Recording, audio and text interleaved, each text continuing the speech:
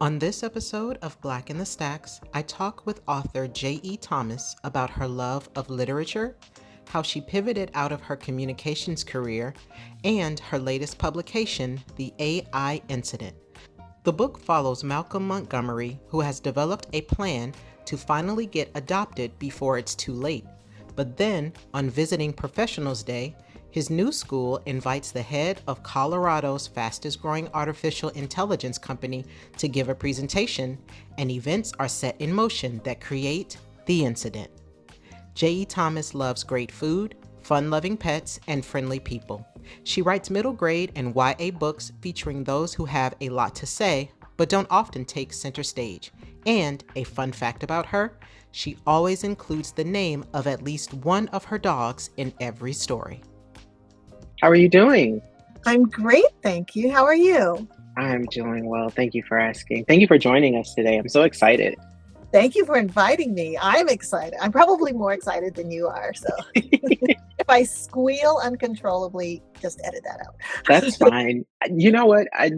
Christina Dotson was my last interview, and she was just, I giggled so much, and I was like, no, it's great. It's like, it makes it more comfortable and more relaxing, and not as, formal podcast. I'm like, no, none of that. No formalities here. Yay. Let's just jump right in. Can you tell our listeners just who is J.E. Thomas, right? What's your background? Where are you from? Any interesting quirks you want to share? Just who are you? Oh, okay. I was born and raised in Denver. I would say I am a recovering public relations professional. So that was my career prior to writing full time, and I did PR for um, telecom companies and healthcare and education, both higher ed and secondary independent school. So I did a ton of PR. I was a freelance journalist for a short period of time. Um, I am a voracious reader, but my mind goes blank when people ask me, "What are you reading?" or "What did you just read?" So, full warning there.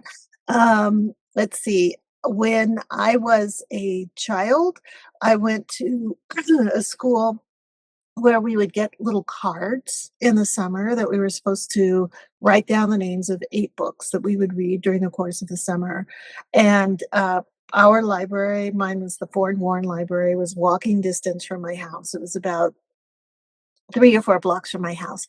And my mom would walk down with me. My dad was in the Air Force. My mom would walk down, and we would take a brown paper, grocery bag and fill it with books, and then I would read all of those books over the course of a week, and then we'd go back down. So I finished the summer reading program in probably 2 or 3 days. Libraries were my happy place, and I firmly believe that teachers and librarians are superheroes.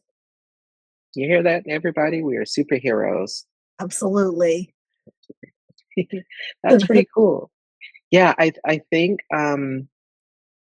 Christina had a similar sort of thing where she was really close to a library. Some other people, uh, Tracy, who was my first interview, she also had a very similar thing. And it's cliche as a librarian, but when I tell people that I truly grew up in a library, it is 100% the truth because my mom worked late. My aunt worked in a library that I later, as an adult, worked for, or the system rather, not the actual branch. But yeah, so it's ingrained, and I think that lends itself a lot to people who are creative and who look for, outlets for creativity and stuff like that. So with that being said, as a creative, can you tell us your author story? I know you mentioned, you were a freelance journalist and, did some communication stuff, but did you always want to be a writer? Yes. Okay. Yes. Somewhere my parents had a photo of me when I was about 4, and I'd scooted chair, a little chair, up to a little table, and my head was down, and I was busily writing who knows what I was writing, but in my mind, I was writing this great story. I had a very vivid imagination if I watched something on TV and I wanted to continue the story, then I just start writing that. Um, I my first published piece was Star Trek fan fiction, which I am unapologetic about and very proud because I'm a Trekkie to this day. Um, let's see, and then I kept writing. There's an organization here in Colorado called Lighthouse Writers, and I started taking classes with them probably, oh gosh, 18 years ago or so, and I just kept taking classes while I was working full time. And, that's where I honed my skills, and then, in 2021, I decided and, the pandemic is a way of getting one's mind focused on what you want to do. And so I stopped working for others full time, focused on writing full time. And amazingly, I also sold my first book then. Wow. Yeah. That's awesome. That's Thank you. cool. Yeah. Thank you. Yeah, the pandemic, I think for a lot of people just pushed anyone who was sort of on the fence about just kind of taking a leap of faith, um, just pushed them right over the edge, myself included, Yes. with some things.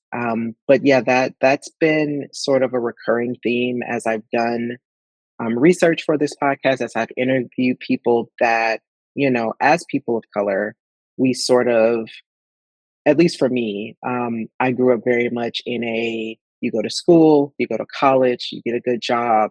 Once you get that good job, you can pay off your student loans. Once you pay off those student loans, you can buy a house.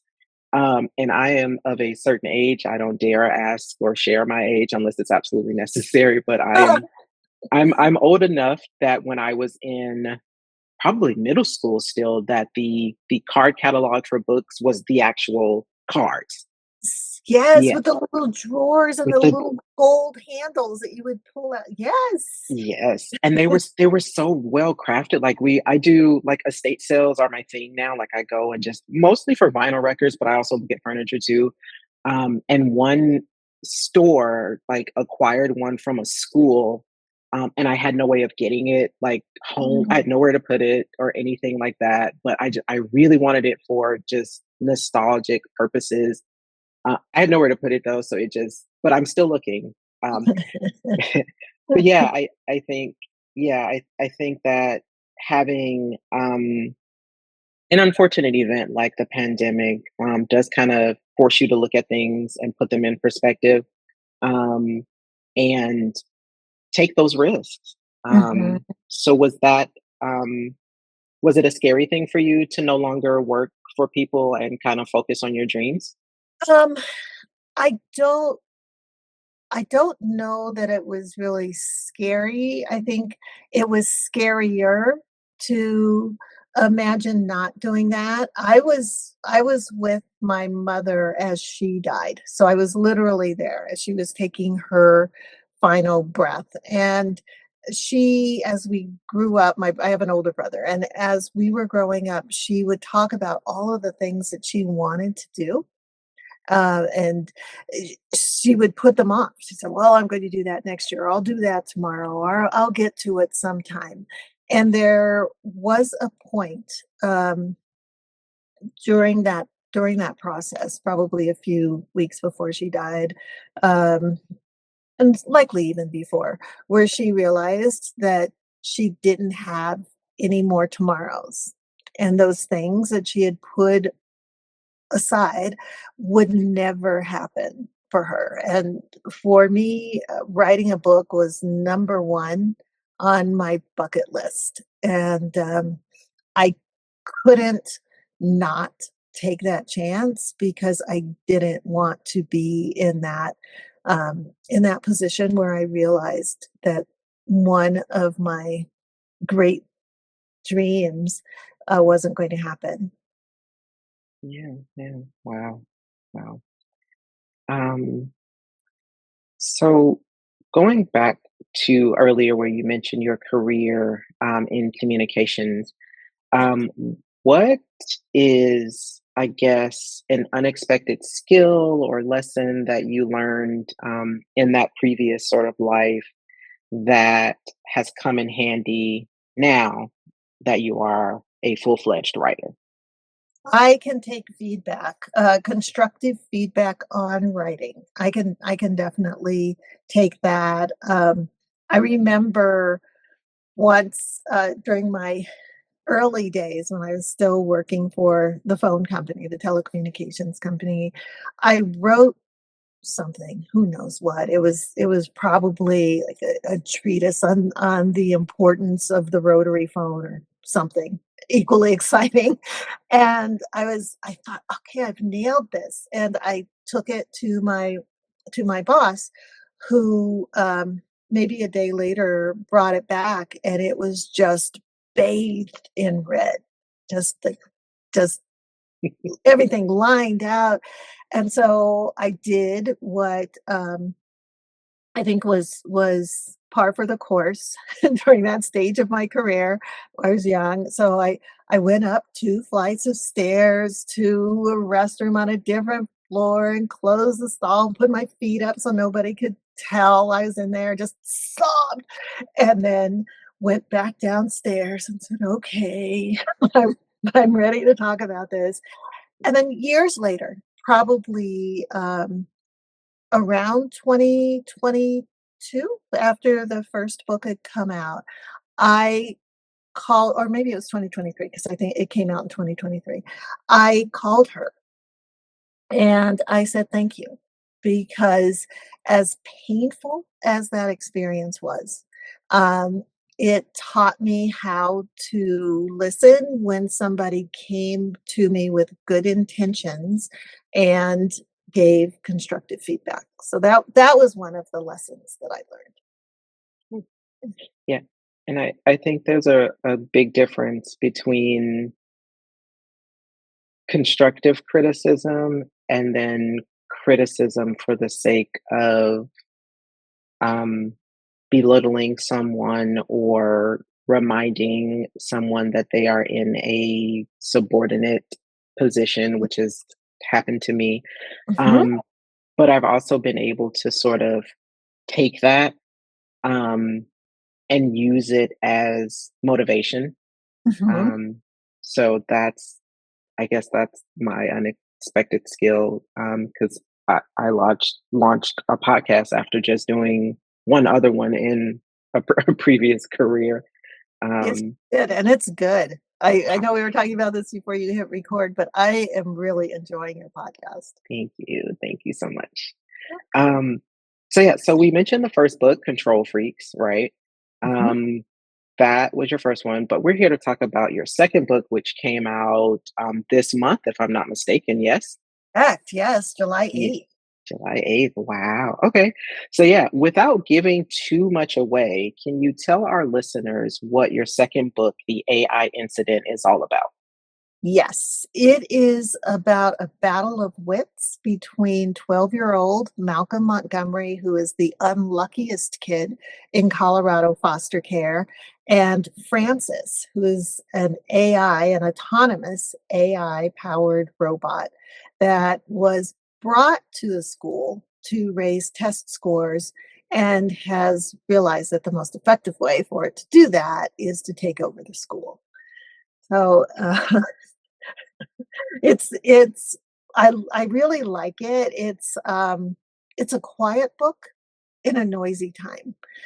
But I thought it was important to deal with issues like loneliness and the way that loneliness presents in just even in our bodies. You know, it's when you're feeling lonely, you see things differently and you walk differently and you speak differently. So I wanted to look at that from the perspective of both kids and adults. Mhm.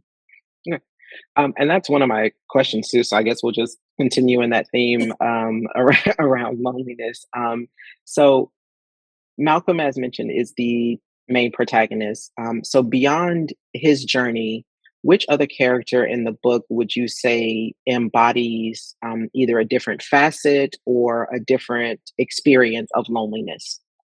Great question. Mrs. Betty is like she is lonely too, and she's an adult dealing with loneliness and isolation, but she is also incredibly high performing.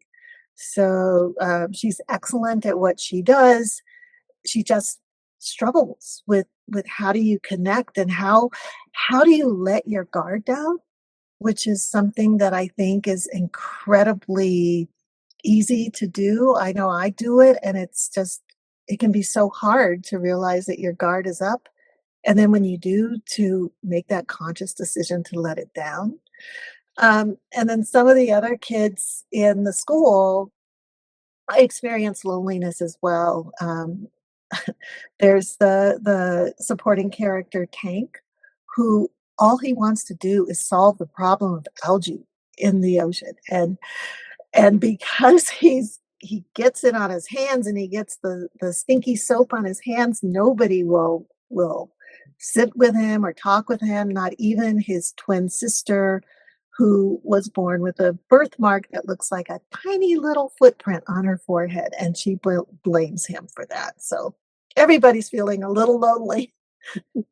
Yeah, it was so interesting to read about the twins because my siblings, my younger siblings are twins, boy and a girl.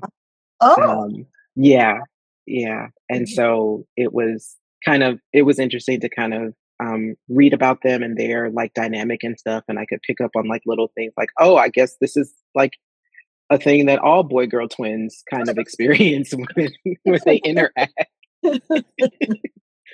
um, which is so rare, like, I don't do it intentionally, but I end up finding myself a little bit in the books that I read, oh, or just small elements, and so that was a nice one apart from, as you mentioned, Mrs. Betty, who has that wall of not, stoic, very high functioning, high yeah, but a yes. very yeah, she's a very, enduring character, and then, I love Tank, like, right off the bat. Like, I was like, "Who's this stinky kid that nobody, like, wants?" I was like, I'm so intrigued by, like, how he's introduced and, the friendship, which is another running, theme throughout the book as well, that forms as we progress in the story.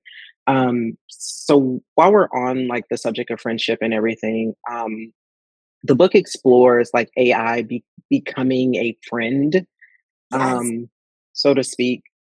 So given, like, where we are in the world with, um, real world AI, is there a surprising sort of, real world AI, like, either use or application that you've encountered, since writing the book? And I know you're adamant that you did not use AI to write No. this book at all.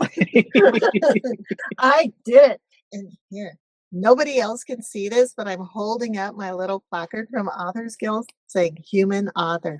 Um, I I think here's the one thing that I think is super intriguing.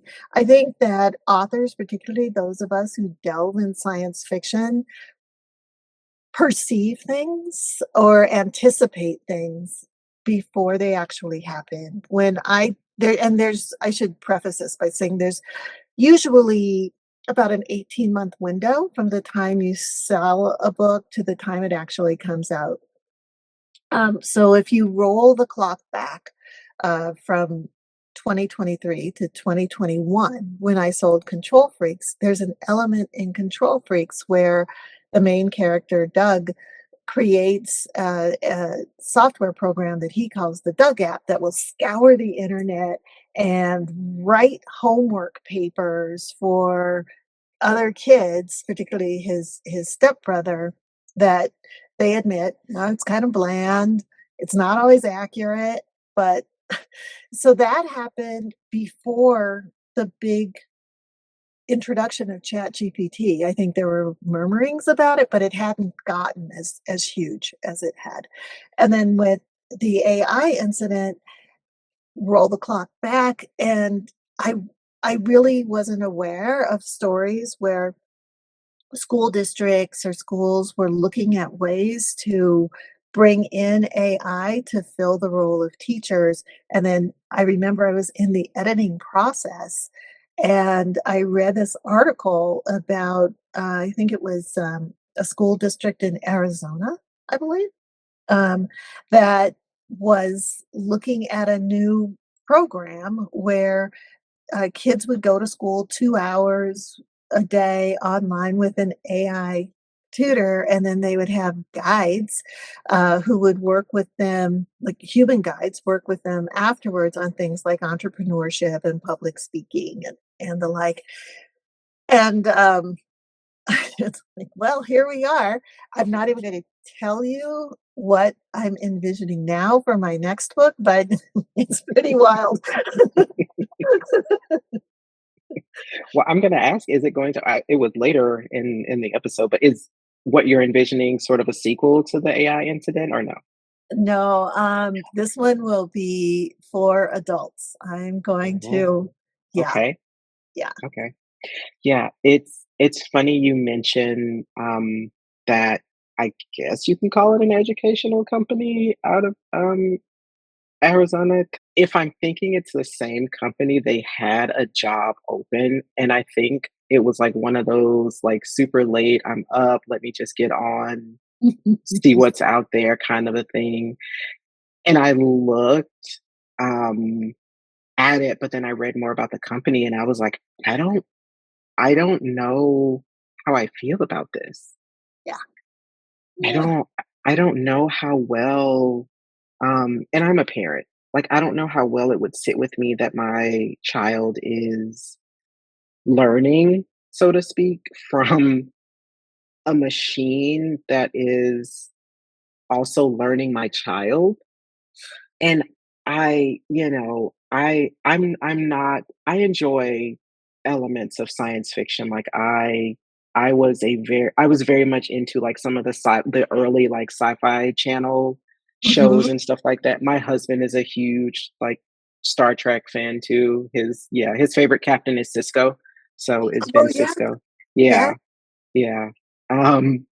But yeah, I saw that company and I was like, "Whoa." And then there's we shouldn't use AI for all of the environmental, issues that it causes and everything, but I also am in the middle as a librarian who's trained to have those skills. I know databases, I know research, I know media literacy.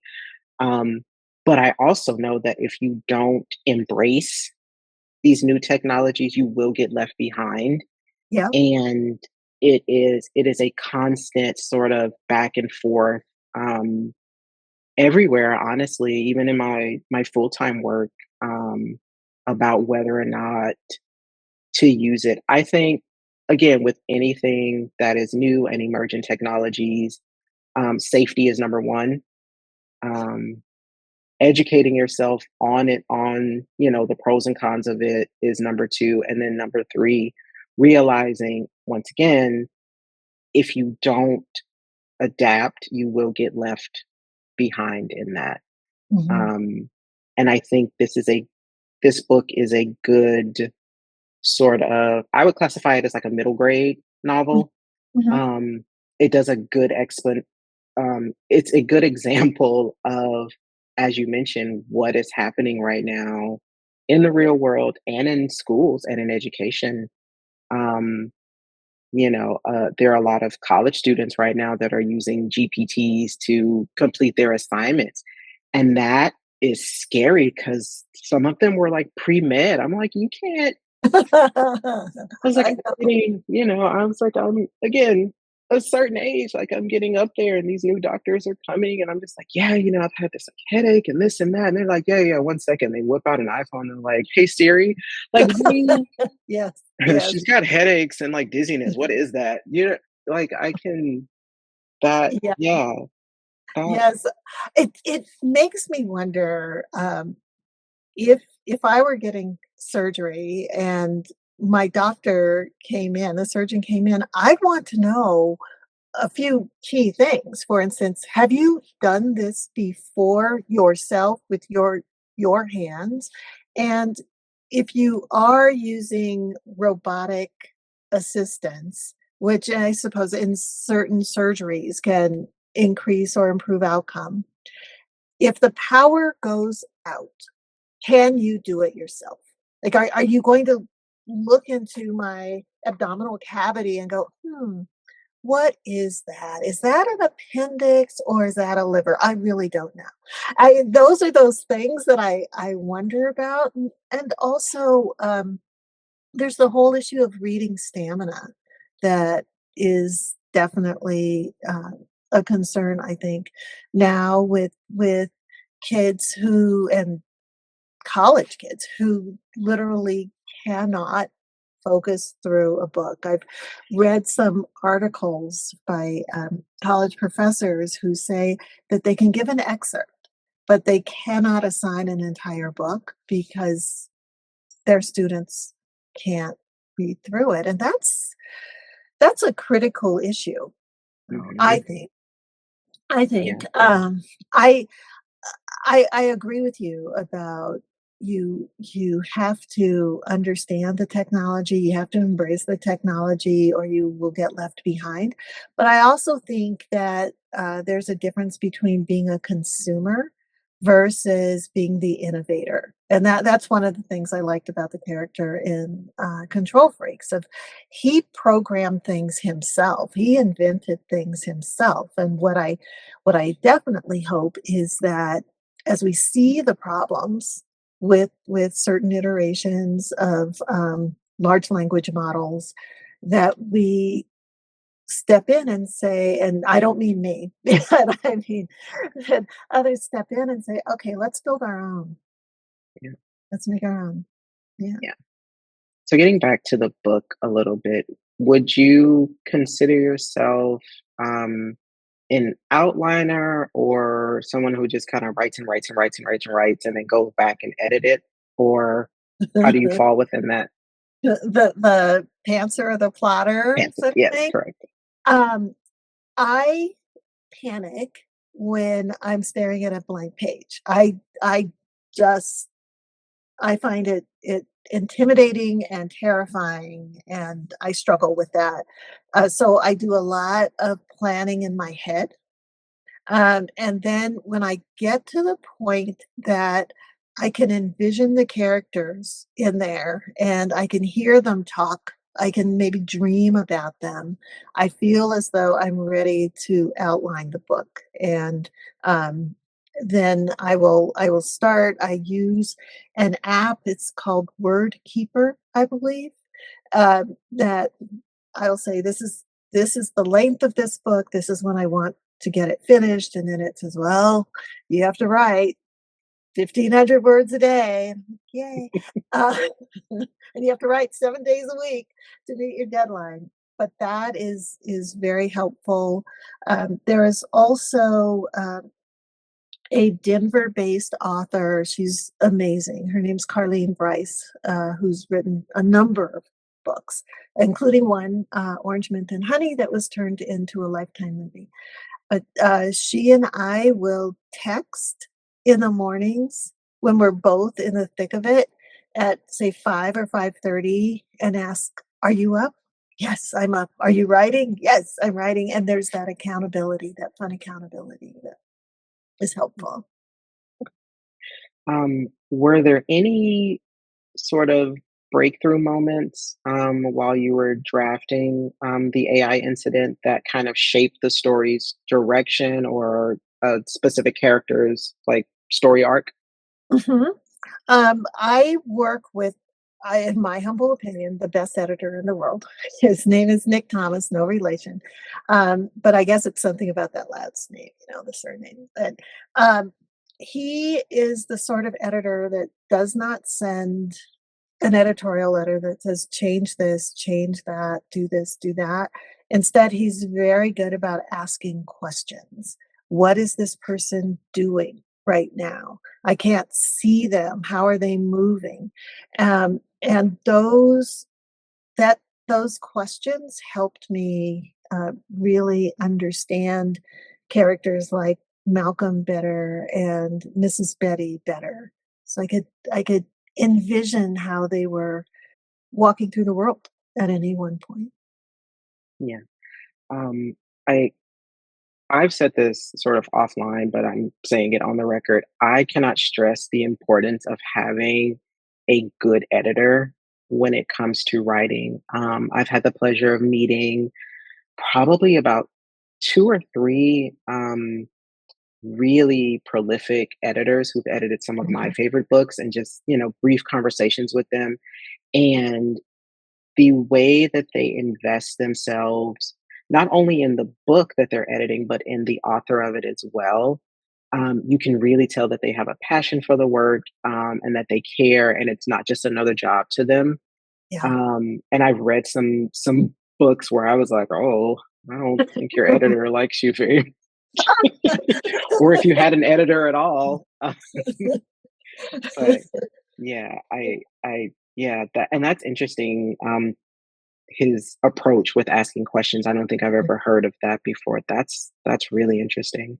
It Um, is. I told him once that I feel as though editors are also therapists in a sense because I know getting that first developmental edit letter is it's amazing because he always starts off with here are the positive things and here's why I love this book and uh, then we get to the it was really great just write it again and that's incredibly helpful.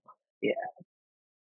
Um, so given your love for Star Trek, um, and it's in there we go, Star Trek. Yep. You guys can't see it, but yeah, yep, live With the long and Vulcan prosper. hand side, The yes, yes. Vulcan hand sign, yes. Um, given that, um, is there a character from the AI incident, or if you could pick one from the AI incident to visit either a Star Trek ship or an era from the series, what character would it be? Would they be in an era or if they would visit a ship and why? That is such a good question, and I'm like, "Oh," and I guess it can't be me, right? I can't No. just be myself there. Um, I would probably send Mr. Pearson, the teacher, Mhm. to, and I'll pick a kid as well, but I'd start with Mr. Pearson because he is so focused on education and working with his class, even things like when he calls them brilliance. You can say, "Hi, kids," you can say, "Hello, students," but when you name kids brilliance, that just elevates them. What you call yourself is hugely important, and so, I would send him ooh, um I would send him to Discovery, to the, Starship Discovery, because it leaps forward hundreds of years, and he is someone that I think should see that future. So, Mm, yeah, yeah, he's a good teacher, really a yeah, good teacher, which is one of those things I know I haven't answered the other question yet, that's but it's one of those things that in both books, I try to show teachers in a in a positive light. I know every teacher isn't awesome, but I think it's helpful for those who are to be able to look in a book and say, "Okay." She sees me.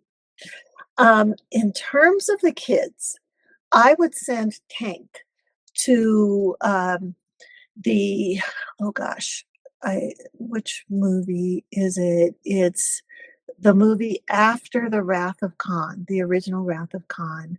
Um, it's not The Undiscovered Country, but it's the one where there are whales that Mm, are, um removed from current time, which was current back in the 90s, I guess, to the future to save them. And I would like him to be able to see that and to become a marine biologist in the future. So Tank would get to go. And I can't say any more about Malcolm and Mrs. Betty without a spoiler, but correct. yeah. Well, what era would you go if you were to Oh, go? I would so be on Discovery. I would Mm, absolutely be there, and I would be there when it leaps to the future, because to be able to look at the Earth in hindsight would be great. I'll just leave it at yeah, that. yeah. With our current state of the world, I would love to um, just sort of get a sneak peek at what lies ahead. Not too much, just a glimpse, a glimmer, to sort of, I guess, feed the already existing hope that I have. Um, and as much as we know historically about Earth itself as a planet, it has survived and it will always survive, no matter how the people who inhabit it treat it. Um, and it will be here. And I hope that the hopefulness and the optimism that I have right now for the future, I hope that that lives up to it, and that um, because like I said, I am a parent. I have a little one, and I want, by the time my little one is no longer a little one, Yes. um, and gets to go out and explore this world, I hope that it is one where they feel safe, where they feel seen, and where they feel welcome. Mhm. And relating it back to the book, I think, um, again, without giving too much away, I think that the characters there sort of found themselves, in that welcoming world. Even though the ending was very realistic, and I appreciated that. For Malcolm's sake, I appreciated, the realism in that, and I know that you spent some time with a retired, social worker or caseworker, Mhm. to give it that, real world feel, and everything. And I think sometimes people look at books and they want that like super happy ending, Yeah. and everything like that. But I really appreciated the realism, in this, because for a lot of children in, foster care, that is their reality, right? Yeah. Yeah. And I think this book does a really good job of teaching patience too. Yeah. Thank you. Yeah. Thank you. Um, so again, I know how the book ends because I read it. Um, but if you could give, um, a one or two, either word or sentence sort of summary of what they can expect, once they finished it, because I really hope that when they listen to this and they go out and they buy it and you shoot like to the bestsellers list and all that fun stuff. I hope so. Thank you. Um, yeah, just a summary of what they can expect, at the end, that will give them the push they need to go out and buy it and read it. Um, I'd say belief in humanity might be might be the takeaway of, just hope. It's exactly what you were saying, that there's hope for us as a species. That was Um, the feeling that I really wanted to have, uh, when I finished the book. There are a couple of parts, and it's just so hard. I'm horrible with spoilers, so if I say this and it sounds spoilery, please edit me out. But, the Mr. Collins' birthday party, there was there were parts of that where I would make myself teary because I would just think, "Oh, I this is what I would like for people." There I can say this one, there are some recurring characters from, Control Freaks, and when Mr. Khan is introduced in Control Freaks, that story of how he was living alone next door to Doug's family when the pandemic hit, and he said he didn't want to come and spend time with Doug's family because he didn't want to intrude, but maybe he would just drag his chair to the window and wave at them once a day. And Doug's mom said, "There's no way that we are going to let him stay in that house by himself." And the idea of people being kind to people would sort of make me teary. It's like, "Dan, you wrote this. Why are you getting teary?" But I would. yeah, and I mean, that speaks to the humanity or the human aspect of actually writing it and not using a machine to pump out a story. Right? Exactly. Exactly. I wonder if I could make AI cry. I don't know. Um, so yeah, again, doing this podcast, encouraging people to go out, buy the book and read it. For anyone who would enjoy this book, right? What um what other books would you recommend that you think would resonate with them that they may have already read or should read, that fit the, I guess, the core themes of the AI incident, if Uh, there are any? well, let's see. So I'm cheating. I'm looking at my little list here. That's fine. There is a series, it's the Nevermore series, Hmm. with Morgan Crow. Those are thick books, but they are amazing books, I think. So I highly recommend that. I'm going to bounce around age-wise here. Um, I read the first book in the Murderbot series that's now an Okay. Apple TV series, and I enjoyed it so much that I read all of them. So if you like sci-fi, I would say that. Um, let's see. See, I told you my brain would go blank. Well, this, um, this series is really not middle grade that I'm about to mention, but I absolutely love it. And that's the Legendborn series by Mhm. Tracy Deonn. That those are those are just really good books. Really, really good books. And there was something else I was going to mention. Oh, okay. This is one of my favorites. Boy 2.0 by Tracy Baptiste. So good. It is so good. Yes. So there we go. There's my little list.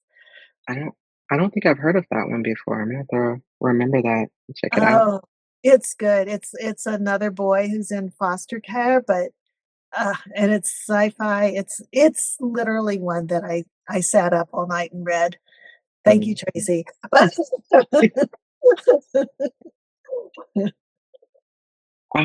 Okay. So we're kind of at that point where I do my sort of ending questions, but before I dive into those, is there anything that we did not cover about the AI incident that you want to put out there to get folks more excited about it? Um, I would say that, this is a book that has short, non-intimidating chapters. So, if you and a lot of humor. So, if you're a power reader, a power middle school reader, you can just read through this book and enjoy it. But if you are either an uncertain or, a reluctant reader, and I think those are 2 different things, at least in my brain they are, um, it's a book that you can read through and enjoy and, not feel scared because the chapters are not 55 pages long. And also, it has a really good narrator for, the audio. So, one thing that I think parents and guardians and kids can consider is read along with the person reading the book, and that's another way of building that reading stamina. Okay. Okay, Uh, Here we go. okay. What's one thing you will always be proud of? That is the question that I I've heard you ask people, and, I really thought about this question before our conversation, and here's one of the things that I realized. If you were to have asked me that question 5, 10 years ago, I would have answered something professionally. I was a director here, or I did this, or I did that, or I wrote this. And it's none of those things, actually. It's not even having written a book. Um, I think I mentioned that I was with my mom when she died, and like most or many, I would assume, mothers and daughters, there's a complexity to that relationship. But I bent over her ear and I whispered, "You were a good mom." And the last words that I believe she heard from me, or possibly that she heard at all, were, "You were a good mom." And I am so proud of having done that, having extended grace, that that's what I'm really proud of. And that's actually why I also dedicated the book to her. So phew, that is a really good question. And you gave a beautiful answer. Oh my goodness. Oh, Yeah. thank you. Um, what is the most surprising thing you've learned about yourself? Um, that I I really like talking with kids in school settings. They are so funny. They in every single nobody can see me making a little pointy finger, but in in every single school setting, there is one child who will, like, raise their hand and ask, "How old are you exactly?" And, the first time I heard it, I was, "Whoa, I don't know what to say," and a teacher jumped in, and I remember she said, "There are 2 questions you should never ask a woman," she was saying a woman. "The first is, 'How old are you?' And the second is, 'Are you about to have a baby?'" And so as soon as she said that, one of the students raised their hand, looked at her, and and asked, "Are you having a baby?" And I couldn't help myself. I just laughed. But now I will say something like, "Well, I'm older than Beyonce, but I'm younger than her mom." And, I did that once, and a student said, a 5th grader, "That's math. That's complicated." I said, "Yeah, it is." Next question, please. It's a good answer, though. It's a good answer. You gave us some suggestions earlier about books that are similar to the AI incident, but what either books or other creative works are currently occupying your time right now? Um, I am reading a book called The Measure. Have you read that? Mm-mm. Yeah, it's really good. I listened to the audio and now I'm going back and I'm actually reading it, page by page. That is such an amazing theme that, I highly recommend that. Um, I am reading also the entire Fourth Wing series by Rebecca Yarros, and I remember starting that book and thinking, "Dragons, really? At a dragon school? I don't know." And then I started reading it, and it was just I'm in it. I'm in it. So, I am I am reading those 2 books simultaneously. Okay. Any TV shows, movies? Um, well, your husband will appreciate this, but the n the new season of Star Trek: Strange New Worlds just started, so of course I am glued to that. That is a really good series. Um, and counting down the months until Star Trek Academy starts. Other than that, I don't know. What else is on? I I don't know. Yeah, yeah, yeah, pretty much. If it doesn't say Star Trek in the title, I just pass it by. There's I'm kind of watching, Beyond the Gates because I can Okay. yeah, I can watch that on streaming services and skip the commercials, and Mm. that's like a guilty pleasure. So, but that's it. Okay. Do you have any either author engagements or book signings coming up? I am doing a week-long, summer writing camp with virtual, with, the Miami Shout Out group, so it's I'm doing that one, and then a week ago, I did a week-long writing summer camp here in Denver called Writing the Inhuman, and, that was working with teens on how do you write AI or aliens or robots without anthropomorphizing them and making them sound like people, like regular humans? So, I'm doing those 2. I am doing the Bigfoot Book Festival in Washington and, the National Book Festival in DC. Those are those are coming up. And then lastly, if people wanted to connect with you further, can they find you on social media? Uh, well, I am inconsistently on on Instagram. I really don't like the idea of algorithms drawing me in, and so um, I'm on that sporadically as J.E. Thomas author. And then I think the best way to follow me is on my website, which is www.jethomasauthor.com. Um, this has been great. Um, this has been on the books for a couple of weeks, and I've just kind of been counting down um, to speaking with you. And it's been an absolute pleasure. So thank you again. Thank you so much for having me. I loved every minute of it. Thank you. For more information, you can visit us online at www.blackinthestacks.com and find us on most social media platforms at Black in the Stacks.